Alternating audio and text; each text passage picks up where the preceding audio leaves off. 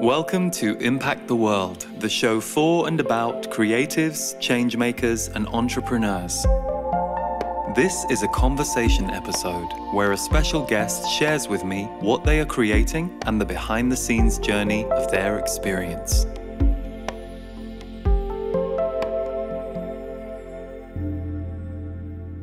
Hello, welcome to today's episode of Impact the World, where my guest is Terri Cole.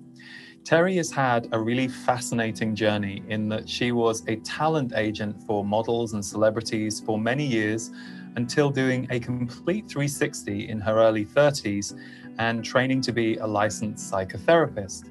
This has been her work and her passion for the last couple of decades, and alongside working one-on-one with people and creating her very popular Boundary Bootcamp 5 years ago, Terri has had a podcast for the last 6 years, and just lately, or recently by the time this show airs, she is releasing her book, Boundary Boss.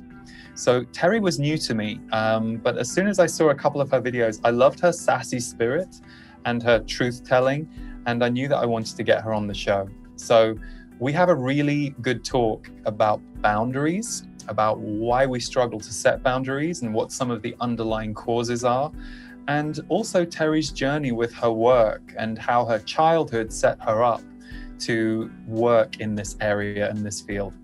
Terri also has a free gift, which I will give you the link for now. If you go to boundaryboss.me/impact, she has a free gift around boundaries for all of our viewers and listeners.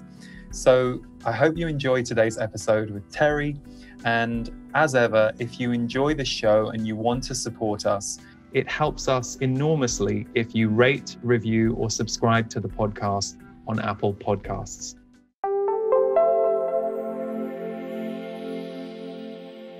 Terri, welcome to the show. It's really, really lovely to have you on.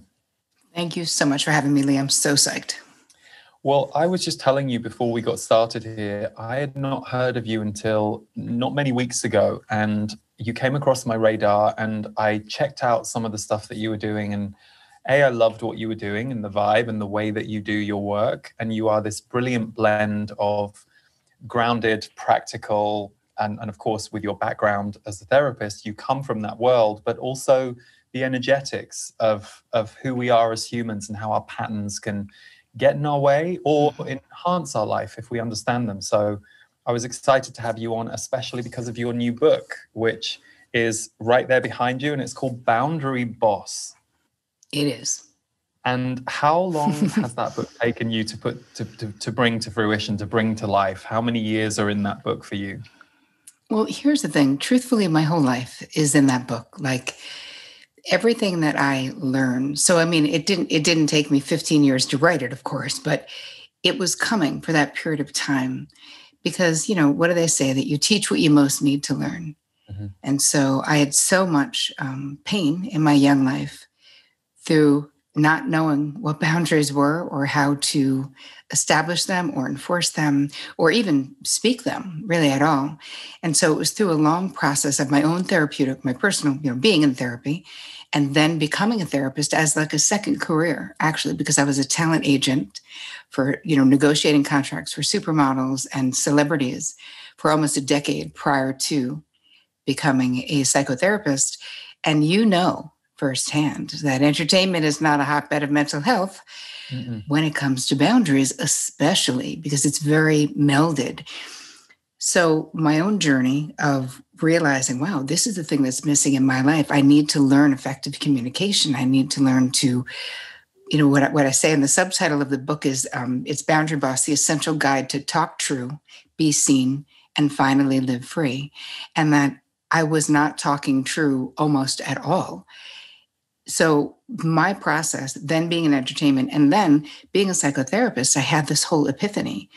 Like, oh my God, this is an epidemic where every client who came into my office, even though their presenting problem was different and unique to them, whether it was not getting paid as much money as someone else at their office or having difficulties in their relationship or family of origin stuff, everything went back to the lack of this all-important skill set.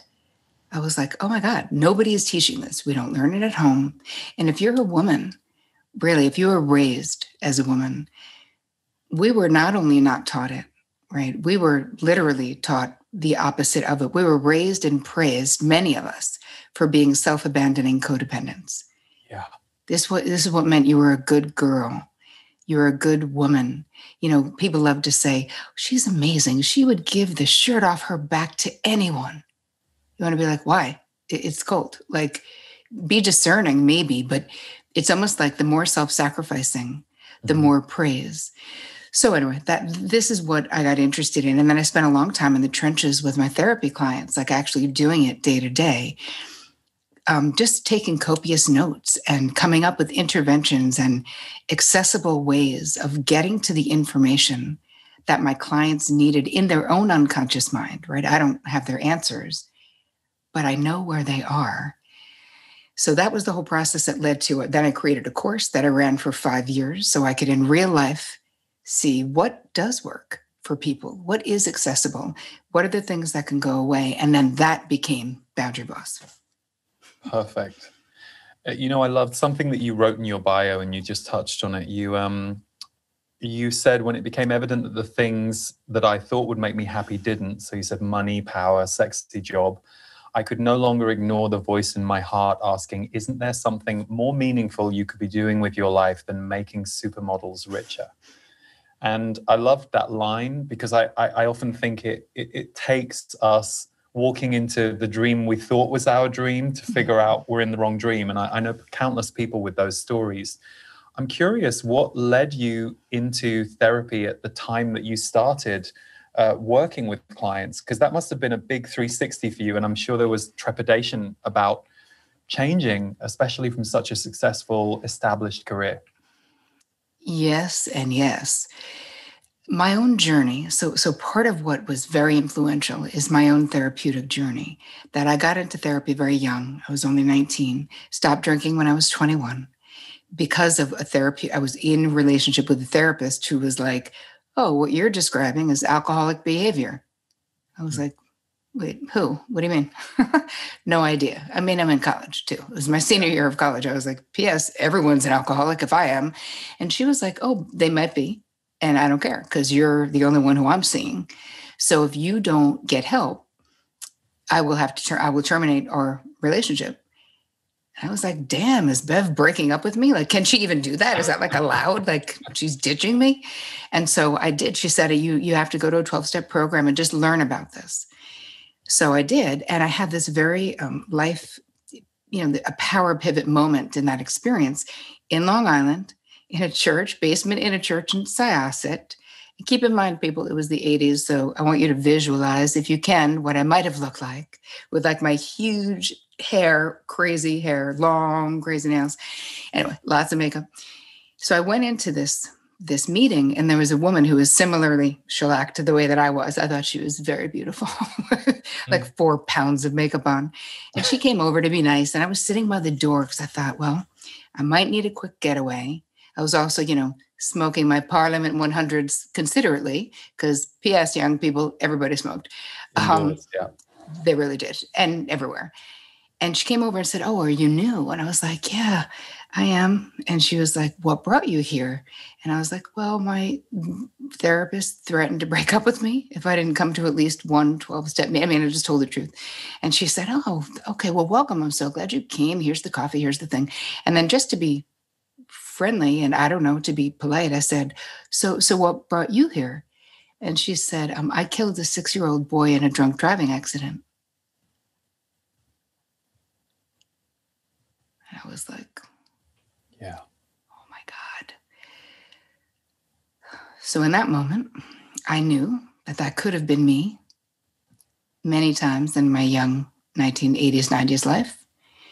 And the gratitude that I felt, I could barely keep it together for the rest of that meeting. I went into the car. I was bawling my face off because it was so real. And I was so relieved. It was like someone gave me a second chance in life to have that not be my story. And so I really did make an agreement with the powers that be, that like, I got it. I see this. I know what you're giving me, and I'm done. And I stopped drinking. And I was a senior in college, actually. And that changed my life because now I was, wow, eyes wide open. And it shifted getting into therapy and self-help, right? Because that's what followed is a lot of self-help book and exploration, The Road Less Traveled. That was, remember? Yeah, Scott totally. Peck. Classic. Oh, so into it. And I couldn't believe. I thought, like, how is this a secret that nobody has told me? Like, I could just change the course of my life, myself, by understanding why I am the way I am. And I could use these tools to more deeply understand myself, but then to change the things.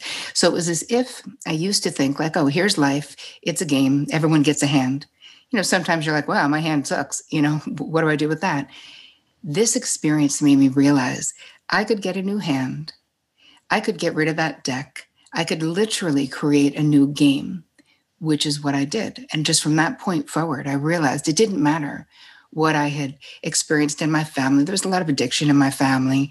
And, just like anyone's family being sort of messed up, but that didn't have to be my future, right? I could choose a different path, and I didn't have to waste 10 years of my young life, lighting fires and wondering why I was getting burned, which is what would have happened had I continued drinking. I could start right now. So that really changed my life. So bringing it, that was the longest way around the barn to get to your question, which was leaving entertainment and why. But I wanted to tell you that backstory because it was therapy that afforded me that early pivot that changed my life. So I was such a devotee of the process and of my own learning. And when I say evolution, I just mean self-knowledge evolution, because I don't really know other evolution, but that, like knowing yourself. So when it was time to get out of the business, I kept thinking in entertainment, if it would be the next famous client that I had, or it would be the next job, the next place where I was running the place, then I was going to feel the way I hoped I would feel. I was chasing this feeling.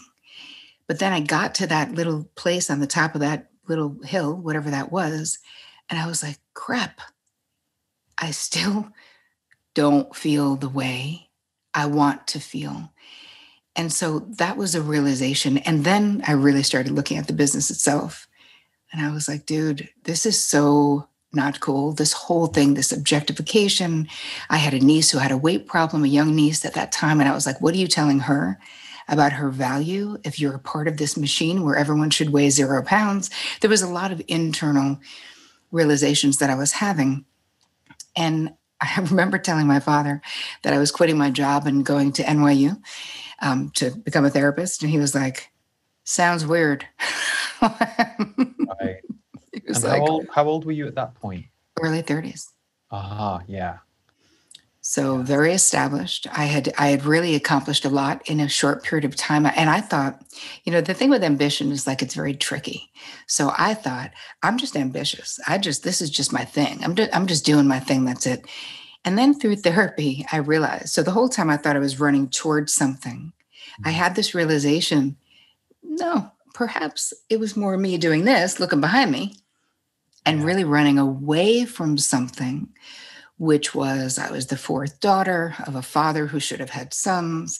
I felt like I was born the wrong gender. I was trying to prove I was better than any stupid boy he could have had. Like there was a whole thing happening as to why I was sort of killing myself. So that also helped me walk away from entertainment because I was like, okay, you don't want to live your life for dad. And it's so interesting, the stories that kids like make up for themselves. When I asked my mom about that, when I said that, she was like, Terri, that's not true at all. And my parents got divorced when I was 13. So it isn't like, she was protecting him. She was like, he never said anything like that. I was like, oh, so his disinterest in us, it was easier for me to make a reason that I was the wrong gender than to just accept that he just wasn't that interested in his kids, which was the truth. You know what I mean? Yeah. So we make up these narratives to be like, well, that's slightly less painful. Anyway, moving into, it wasn't easy to change. And it wasn't, I had to really look and say, hey, will I be okay being broke for a while? Because as much as I'd worked for a long time and I'd made a ton of money, I also spent a ton of money traveling and doing whatever the hell I wanted. So that was one thing to consider. But then I got to a point where I had to leave, because the only thing I cared about was the mental health of my clients, getting them into eating disorder clinics, drug treatment clinics, therapy. Like, I no longer cared about the movie contract or the Pantene deal. And I was like, you're going to start really doing a crappy job. Like, you need to get out of here. And that was when I just pulled the trigger. And I actually only applied to one grad school, which is pretty nervy since I went to a crappy undergraduate school. And it's not like I'm a genius. I'm smart, but I'm not a genius. And I just thought, listen, if I'm not going to go to like fucking Omaha to go to grad school, like, I've been living in the city for years, I can't. And I thought, if I could just get an interview, I could explain how entertainment, this not hotbed of mental health, was the thing that I could, and I was able to actually get an interview, and then I got myself in somehow. Fantastic. How many years were you training at that point? The program at NYU was a 2-year program that I did in an accelerated way.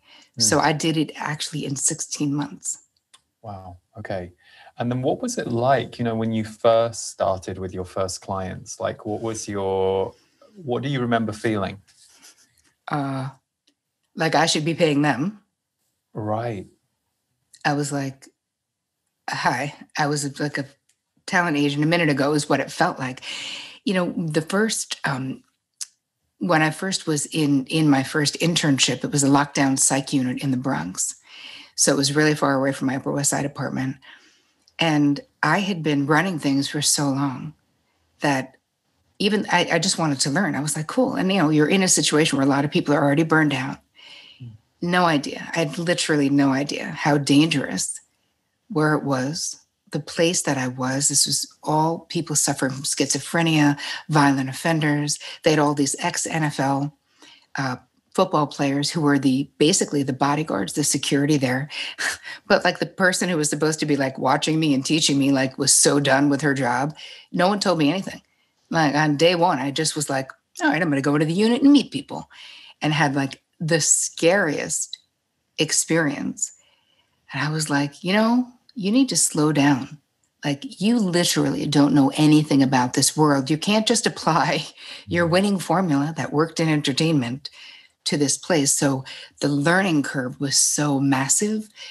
But it was once I had a few scary experiences and got it together psychologically myself, I learned so much, and I loved it so much. And I definitely learned that I did not want to work in a lockdown psych unit, but I learned a lot about schizophrenia and all the other things. So being in that learning curve of just being in grad school was so energizing and inspiring.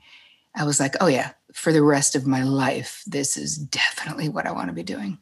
That's beautiful. And I love that for you, you were not old, but the early 30s when you leave a successful career, it's just a reminder that at any age we can change. If we have a passion and we feel to do something, we can go and do the learning and we can switch. I'm curious, Terri, you've touched on your journey with boundaries, and I totally agree with you. I think we end up teaching. For me, it's a little of both. Sometimes it's what we need to learn, or often is. But equally for me, I recognize that I've ended up working in a field that I desperately needed as a kid. Like, I've ended up doing the very thing that if I had had in my life when I was younger, I would have been better adjusted sooner and not needed to go through all the, the therapy and the self-help and all the stuff I did. But that was actually my initiation journey. But I'm curious for you, how do you feel today as the Terri that we have sat here with us with this book behind her called Boundary Boss? How does the young you feel about this? Because the young you said, didn't have boundaries and didn't know what they were. I mean, how does it feel today to be sat here talking to me as one of countless people I'm sure that you're talking to about this book? I'm just curious what it's like for you. Well, the young me is excited, but she's a little trepidation about being so visible. with this. Like she knows we're an expert and like we're fine. Like our stuff is solid, but she's a little bit like worried about the visibility factor, which is so interesting. So I'm always, soothing her and protecting myself. But it's interesting because, I was always an outgoing kid, but it's different when you have the disease to please, right? When you're a people pleaser, when you are sort of I was the hero child sort of in my family system, because it's not really the real you, it's the role that you get so good at playing of being the helper, being the fixer, right? Being the one that everyone is like, but you're the rock. You're the one I come to. And I had a brilliant therapist in my 20s help me sort of reconcile the erection of the false self. And she had this great visual where it was like, here's this shiny, successful, doing, talent agent, sparkly life. But then behind this, and almost imagine it like a billboard, right? And behind the billboard is like little me, like sitting with like a scraped knee, my nose is running, I'm like dirty faced, like what? And there was this melding of realizing, and that was also the beginning of doing some shadow work of like true self-acceptance and self-love and self-compassion. Like, why so hard? Why so pointing out all the things you did wrong? Like, why not be kind to yourself? And that in my 20s, that was sort of shifting that relationship a little bit. So I feel like I have a pretty good relationship with my inner child now, but she's psyched. She's a little nervous. Of course. No, and I think it's so important for people to hear that, because one of the things I think can be a misconception when you see, for example, in your case, wow, boundary boss. She's really clear. She's really strong. I think it's important to remember that for any of us, when we're doing something in the world that's bigger than we normally do, whether it's putting a book out or whether it's saying that thing to our sister at the dinner table that we've been suppressing for years, there's always going to be a part of us that is a little uncomfortable or needs to come along with us and kind of love that part of ourselves. Because to me, what you just described, I remember as a kid feeling I had an extrovert side, and I also had a role that I developed. But what I was not in touch with as a child or even aware of was my sensitivity. And it's like reclaiming sensitivity in my 20s and 30s allowed me to kind of reclaim the introvert part of me that I was just dragging along through all of these things and not looking after him, And now it's a balance of those two is how I stay balanced. But yeah, and I think many people will relate to that, because sensitivity when we were younger was just not, it just wasn't discussed. No, people didn't even know it. It's like all the being an empath as a child and being a highly sensitive person, I was always so living in the dark, sensitive to light, never wanted the lights on. And my mother was very, my father was pretty absent, but my mother was very in touch. She was very in tuned. And she'd be like, okay, she didn't shame me or embarrass me or make me wrong for those things. She is that type of parent. And yeah, I'm lucky because I was the fourth one and she was pretty tired at that point. But I can remember being like just little, maybe like 2. And she would come all the way down and be like, so you want to do that? Like, are you saying yes? You don't? Oh, that's itchy. You don't want to wear it? You can take it off. We have something else. Like, she was such and she still is, like, just so amazing. And I feel so blessed that I had someone who didn't make me wrong for being like a baby empath that no one even knows what that is. She was just like, okay, that's your preference? Sure. So I did grow up thinking that what I thought mattered. Like in some way that I knew that it mattered somewhere, what I thought or what I wanted, which I think it helped me be successful. That's beautiful. What would your mom say about you that you specifically brought to her life or have brought into her life? She's embarrassing, what she would say and what she does say to people. People are like, oh my God, I love your daughter. She's like, I know, she's amazing. I love her too. She's awesome. They'll say, she changed my life. My mother would be like, she changed mine too. So what wouldn't my mother say, Lee, about how friggin' amazing I am? That's great. That's great. Because I know many people where it's the other way and how wounding that can be. So that's fantastic. I think switching, though, I think part of it, because I was the first person to get sober in my family, like probably, honestly, to answer the question, the most significant thing is that coming from an alcoholic system, my father was a high-functioning alcoholic. My three older sisters, two of the three were absolute alcoholics, and I was the youngest. So getting sober when no one else was sober was super not fun at Christmas, as you can imagine. I was drawing boundaries left and right of how long I would stay, of, and I remember my mother saying early on in my sobriety, I said, I told her, I said, my therapist thinks I'm an alcoholic. And my mother said, because, she didn't mean to be, but she was an enabler. She was like, oh, Terri, maybe you have a drinking problem. I was like, you could call it, maybe I have a hippopotamus, but why are we splitting hairs? But it made her feel better to be like, maybe it's a problem. And then she said, and just because you stop drinking doesn't mean everyone else has to, even though she was not a big drinker, but she didn't want the conflict that she knew was going to come. If I was like, hey man, everyone's got to get sober. I was like, dude, trust me, it's enough for me to continue to stop drinking. I cannot worry about anyone else. But I did go back and drag most of my siblings into sobriety with me over different ruptures or accidents where they almost died or whatever. And she'll always say how, I taught the family to talk about these things and about addiction. But they were open. I mean, listen, like lucky me, right? That they were open. Yeah. And she was open to learning and seeing her part in being an enabler. And I feel very blessed. Beautiful. So boundaries. Let's talk about boundaries for a second. Yes, you please. have some wonderful, if you go to Terri's website, and we will put all of the links in the show notes, and we'll put your website up on screen for the viewers who are watching.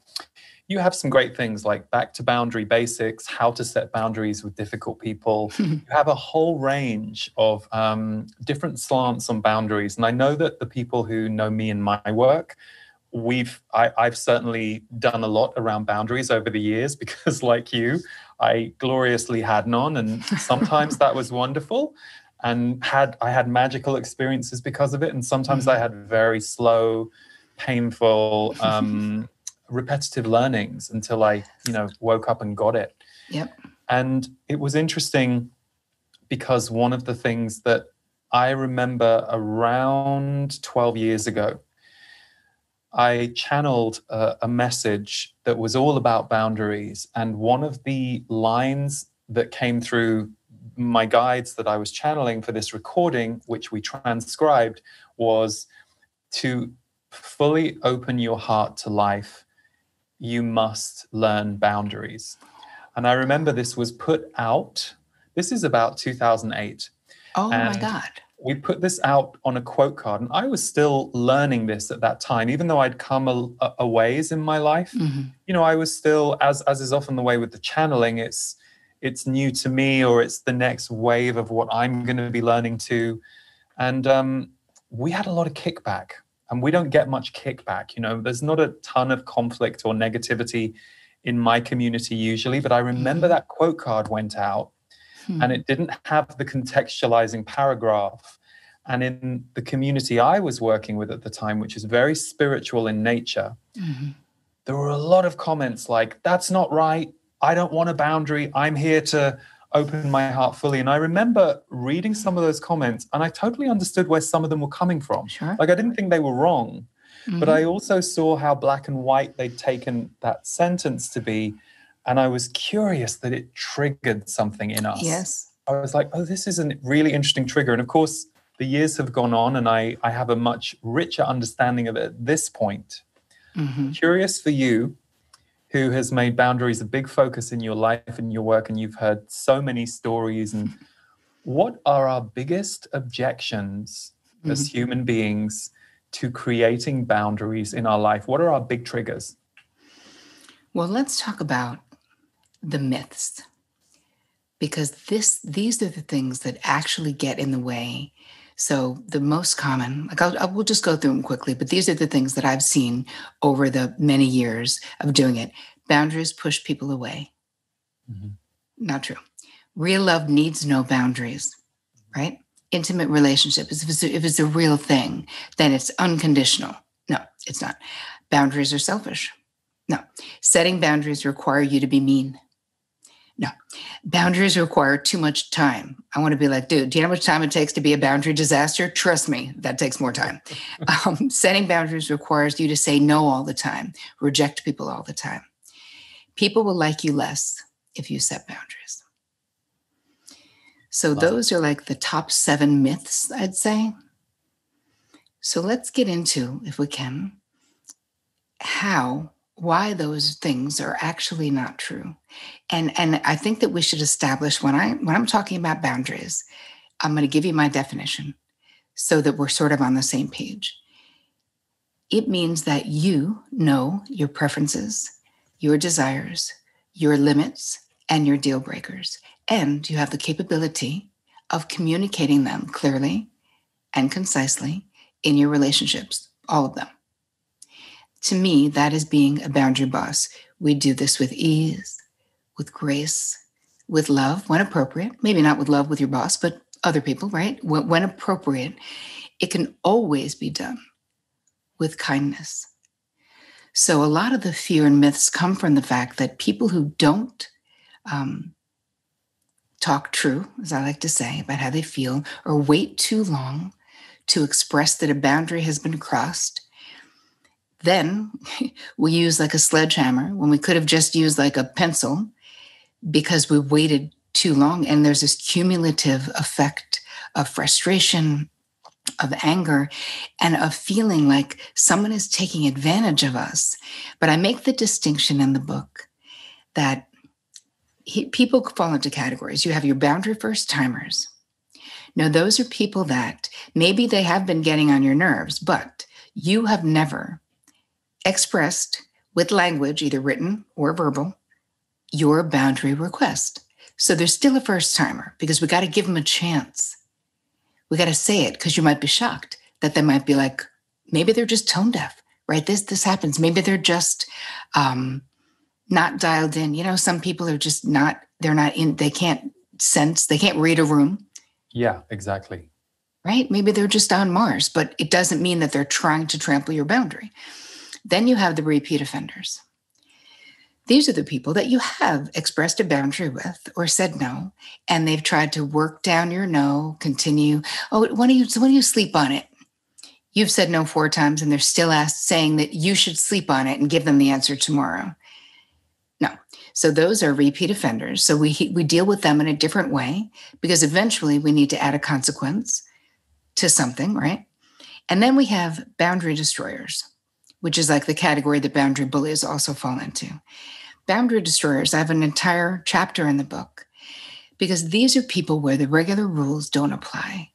A lot of times it might be narcissistic personality disorder, could be a bunch of the cluster B personality disorders, could be just super difficult people who are just contrary, who are just always trying to get their way, no matter what you say. So I literally have an entire chapter because what we do with boundary first timers and repeat offenders would not work with boundary destroyers.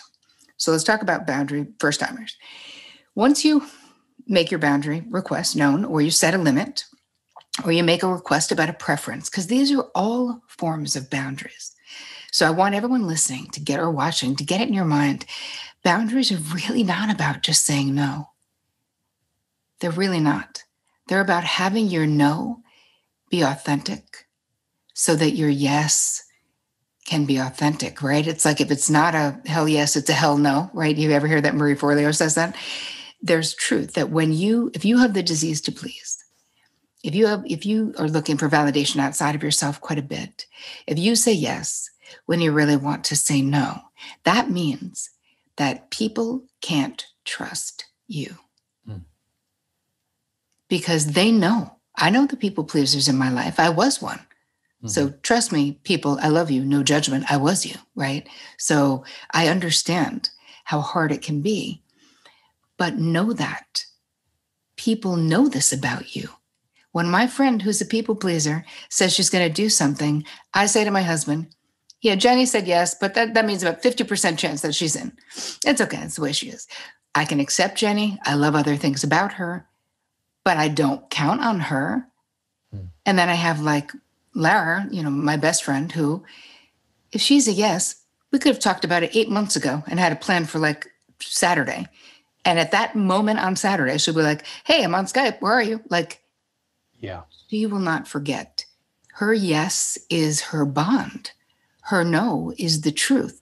So I don't worry that she's lying to my face to make herself more comfortable. Because another thing, Lee, that we really love to do, and I was the queen of this, is so much of this we do under the guise of being nice. Like, I just don't want them to think I'm mean. I just want to be nice. I just want to, it's not nice to say yes when you want to say no, because what ends up happening is either we do the thing with like a begrudging energy. We're kind of keeping score. Like, yeah, she better appreciate that thing that I did that I didn't want to do, right? Or we bail at the last minute, where you say yes to things that you really don't want to. You find a way to have a headache on that day. And again, that's letting people see you as someone who they can't count on or who doesn't keep their word. And there's a lack of respect a lot of times that will happen. I remember in my young life in therapy with that therapist when I was in college, I was just telling a story about, I said I had a flat tire because I was late to work. So in the end of that session, she said, okay, so today we've established that you're a person who lies. And I was like, holy crap, am I? She was like, well, yeah, you overslept and said you had a flat tire. That's lying. Like, oh my God. And all of a sudden I go, Bev, I don't want to be a person who lies. She's like, okay, we'll start working on that next session. Like, she like changed it for me though, Yeah, completely. That is lying. So anyway, long way. I'm coming back. Don't worry, to the boundary first timers. But I feel like the yes and no stuff is really important because there is a misunderstanding in there too. That of what is it to actually be legitimately kind. It is the most loving thing that you can do to talk true in your relationships. You are giving people the honor of actually knowing you. And when we don't give them the right intel, the right data about us, they're confused. They think we like things that we don't.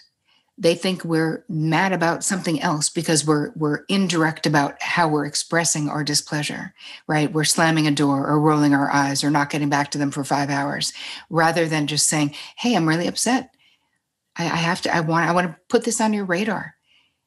I did not appreciate. This is how I felt. I felt minimized, whatever the thing is. And I give you all the scripts. The whole chapter is just scripts. So don't worry. You'll have the words when you need them. But the most crucial part of becoming masterful at boundaries is so that people know you, because your preferences, your desires, your limits, your deal breakers, those things are what make you Lee Harris. Those things about you are what make you, you. Just like those things about me are what make me uniquely and beautifully myself. So when we hide that or deny it or repress it, we're not allowing ourselves to, expand into who we could become, who we're meant to become, because we're walking on eggshells, because we're keeping ourselves small to avoid rocking the boat. But when, as I think it was, who said it? It's a great quote. It'll come to me, where when we shut ourselves down to keep the peace, when we don't speak up to keep the peace, we start a war within ourselves. Yeah, I've heard that quote. Cheryl Richardson, that's who. Cheryl Richardson. Very good, yeah. It's interesting, because as I'm listening to you, a couple of things are pinging from over the years with boundaries myself. And the first thing I totally remember, in my, specifically, I think in my early 20s, making up stories to kind of comfort people. Exactly the same thing, I'll say this because I wouldn't want to upset them. And that was how thick my people-pleasing armor was at that point. But I realized years later, both through my own kind of growth and also through working with people one-on-one, that for the people that I was often working with and who were attracted to me and who were similar to me in certain ways, it was the avoidance of conflict or discomfort that would stop us putting boundaries in place. Either conflict with someone else or the discomfort of their discomfort if we said no. And that was a big one for me. That was like a light bulb in my late 20s. I don't feel comfortable as the healer and the helper and the role-based person standing in front, being in the room with someone's discomfort that I'm not solving or helping or healing. And of course, a lot of the people I've worked with over the years have been healer types or healers for work. And so there's that piece that comes up. But the one thing that I've always expressed to people is if you state your boundaries successfully a few times and be very patient and kind to yourself when you do it inartfully or ineffectively the first few times. The first few times you're just getting used to the discomfort in your body of the fact that you're doing it.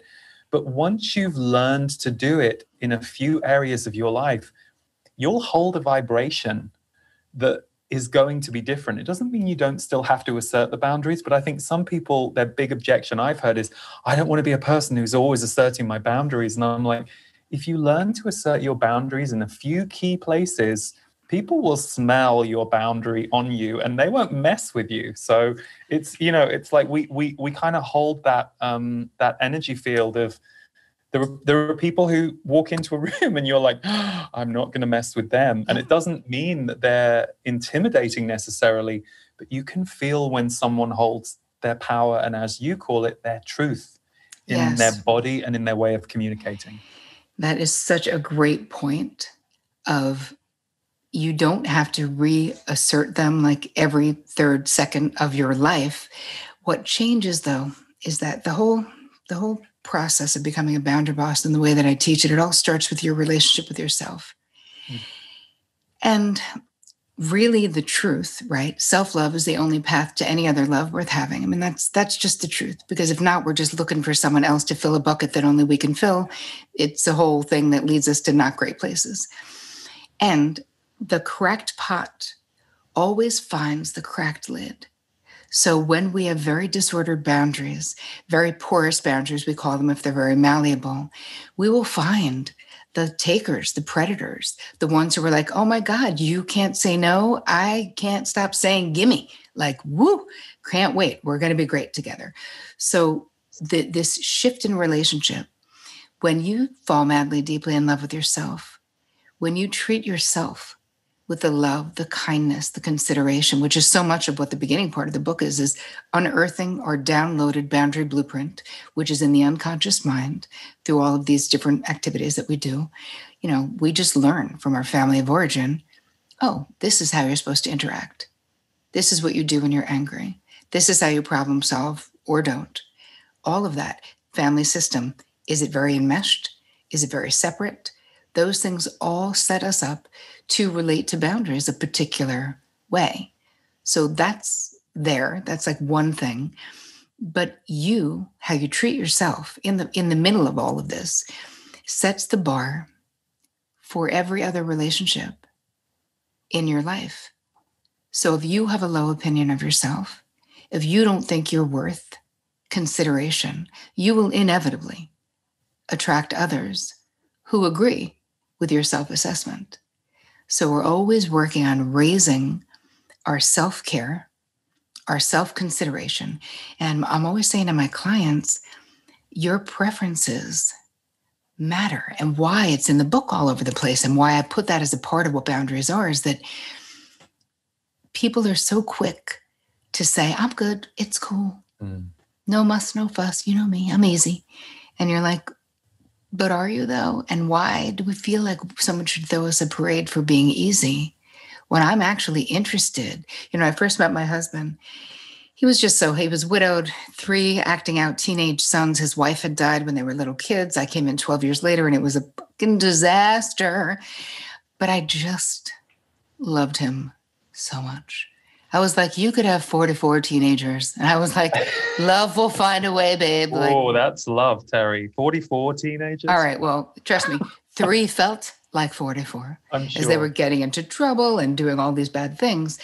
But I used to say to him early on, because I'm such a talker and I just want to know what you're thinking. And I remember saying to him, I said, babe, if there's anything that I'm doing that's like bothering you or I could do differently, I really want you to tell me. The first time I said that to him, he was like, is there a problem? Is something wrong? Are you mad? Are you upset? Are we in trouble? Is something going on? I was like, no, babe. Well, you always want there to be a problem. There's not a problem. I was like, no, babe, I don't want there to be a problem. I am specifically interested in what you think. And if there's something that I could shift specifically, I would like to do that. And if you don't tell me, I won't know it. So it took a while for him to get how like much friggin' work this relationship was going to be. A trap. What's whoa, I'll tell you, and then that's probably what's going through his mind. Definitely thought it was a setup to something. And the only thing he could come up with is like, you have all that hair after you wash your hair. Sometimes it stays in the drain. Could you take it out of there? I was like, of course. And 24 years later, I've literally never washed my hair and not waited for the water to go down and clean the drain and not thought of him lovingly. Like, it's not that there's a problem. It's that level of communication and preference, which was my point, is the way that we can also love each other better. Be considerate of even the small things and for yourself. How much of the time do we go, it's fine? How about it should be fucking awesome? Why fine? How about let's make changes? So one of the first things we do in the book is you do this massive inventory of the okay and not okay list, where everything from like the lighting in your office to the sheets on your bed to the way you're having sex with your spouse or whomever, like all of it. So that you start thinking, because I know from my practice, my therapy practice, that I would ask the women who come in and I would say either something like, what brings you joy? They'd be like, never thought about it. I'm like, okay, well, all right, that's a start. But then I started asking like, what is working for you and not working for you in these areas? And they're like, oh no, listen, it's fine. I don't want to make a big deal.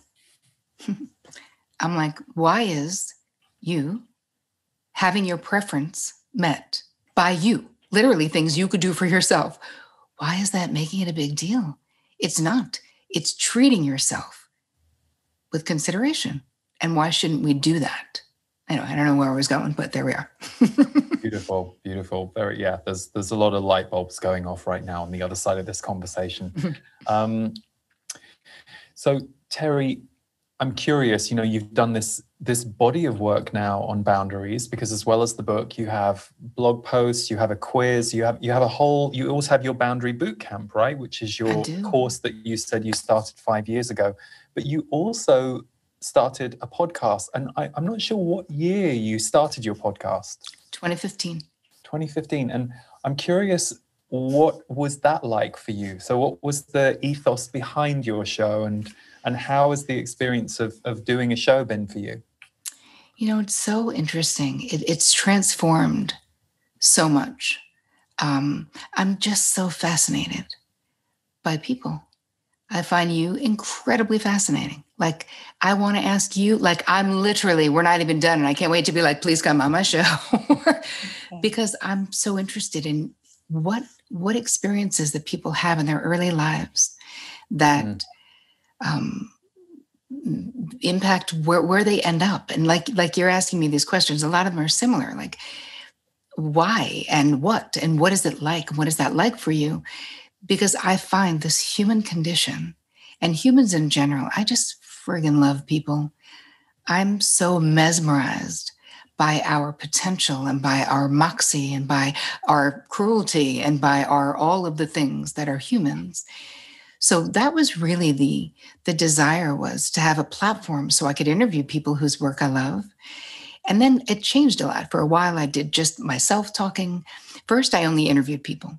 And then my people were saying, we just really want it to be you. So then for a long time, I was like, oh, okay. So I guess I don't need to do the blog, the video, and the podcast being like all like, dude, I was putting out so much content, it's ridiculous. Clearly I needed a marketing manager. Like it could all be the same thing. But I love, love, love doing it now. I'm interviewing so many interesting people, and you have to come on my show.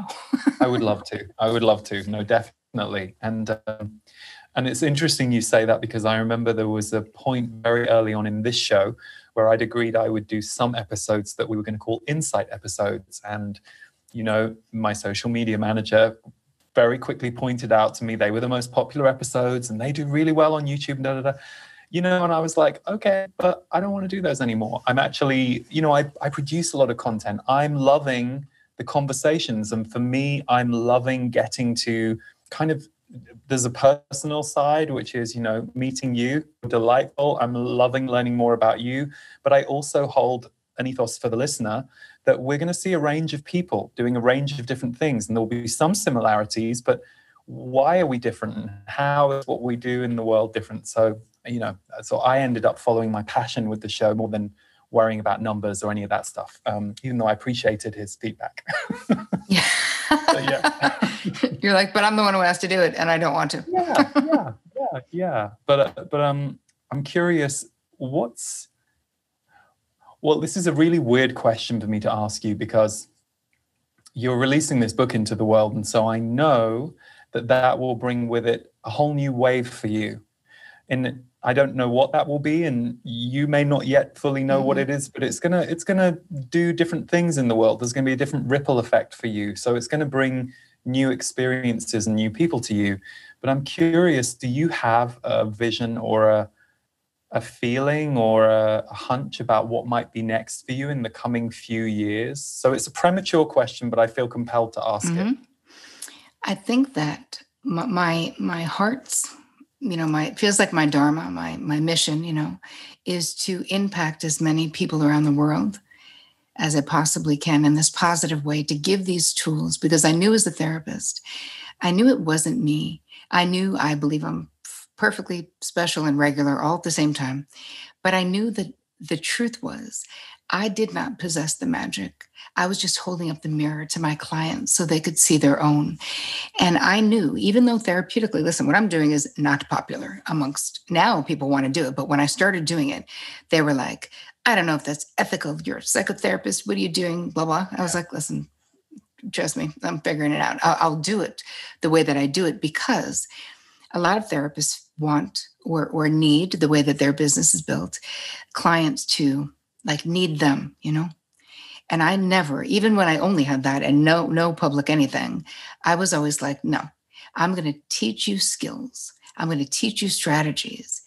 You do not need me. I would always be like, I think you should take the summer off. I feel like you should spread your wings. Like, they're like, why is she ditching me?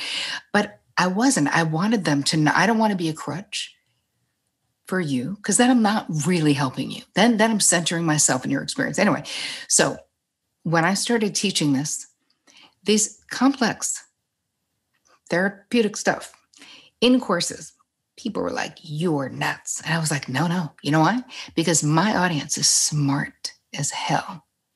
And I know that if I am a good and clear and concise coach, and if I can take these theoretical things and make them accessible, like I did for the course and like I do in the book, they don't need to be in therapy for 20 years. And if they want to, like I want to, I love being in therapy, I will be in it forever, but it's not necessary to do that in my estimation. I was like, I know that this will translate. So I want to continue making anything that will lessen the suffering and increase the joy. And it's really the sovereignty, right? I want to help people become truly self-determined. Mindful. What you are doing is your choice instead of feeling trapped in their lives. So I could see that going a bunch of ways. I'm sure there'll be other books. I really love to talk. I'm sorry, did I just talk the whole time while I was on the show? That's why I have you on the show. So thank you for doing exactly what I was hoping you would do. You people pleased me very well. Excellent. Excellent. Maybe a talk show. I don't know. I would do that, you know, but just more of the same. And now that the world is opening up again, I mean, not not prematurely. Like I feel like in another 6 months, maybe. Mhm. But I want to go back to speaking publicly and going to Cali and all the places. I was supposed to go all over the world with this book. I had three cities in Australia, 4 cities in Europe, and we were doing 8 in the US. Wow. And I did none. And you know what? I'm kind of psyched. Like it's okay, but I would like to do that at some point. So maybe the next book. Of course. And the irony, of course, is that for those of us who had to cancel live in the room events, we suddenly became more accessible to other people online. So that's the kind of silver lining, if you like. But that sounds fantastic. I can see you doing a very good talk show, by the way. All the other stuff is great, but I can definitely, I'm holding a flag for that one, because I think good conversations between people are, for me anyway, really illuminating. Like, I love hearing what's going on for people and how are they thinking and feeling their way through life. So yeah, that would be great. Well, we're about to close our conversation, but I know that you have a special gift for all of our viewers and listeners. So perhaps you could walk us through what that gift is. Okay. To get it, you're going to go to boundaryboss.me/impact. And I created a lesson, basically. So it's video and then a downloadable guide about how to protect your energetic boundaries, your own bandwidth. And so I walk you through. You're going to basically see what relationships in your life are really draining your energy and your bandwidth. And again, not because we need to break up with anybody, because we need to see where is that happening and what are the things that you could do. I'm going to give you ideas of things that you could shift. I'm going to give you some simple language that you can use. So it's sort of like some sentence starters, ability to say no, make that a teeny bit better than it is.